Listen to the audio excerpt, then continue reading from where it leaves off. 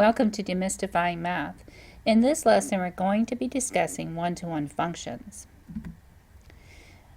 A relation is any set of ordered pairs.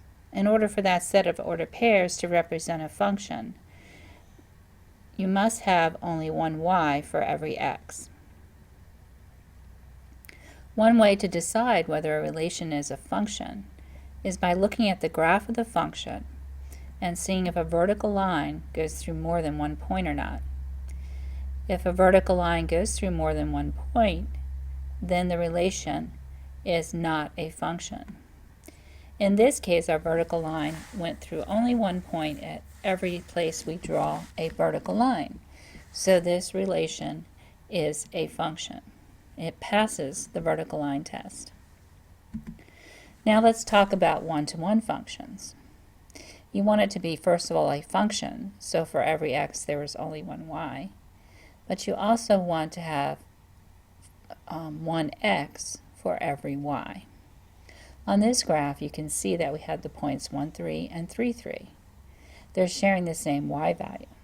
So this relation, our function, is not one-to-one. You can decide whether a function is one-to-one by conducting a horizontal line test. In this case, the horizontal line is passing through more than one point, so we can conclude that our graph is not representing a one-to-one function. Let's look at this graph. We have the square root of x minus 2 plus 1, and we want to decide whether the function is one-to-one or not. So we're going to draw a horizontal line. Anywhere that we draw that horizontal line through our graph, we're only passing through one point. So this function is one-to-one.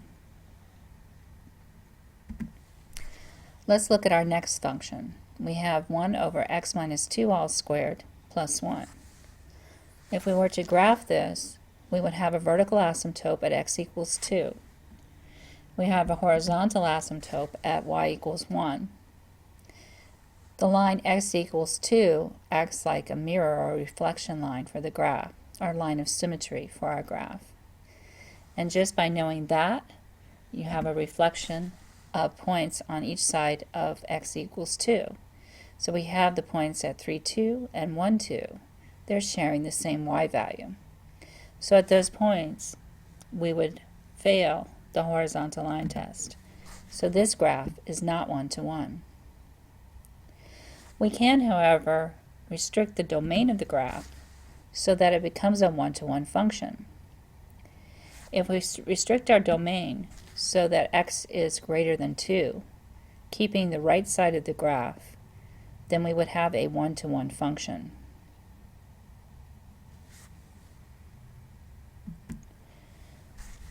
When you restrict the domain of the graph, you always want to make sure that you keep as much of the range as possible. If it's possible to keep the entire range, then you want to restrict your domain in a way that will keep that entire range.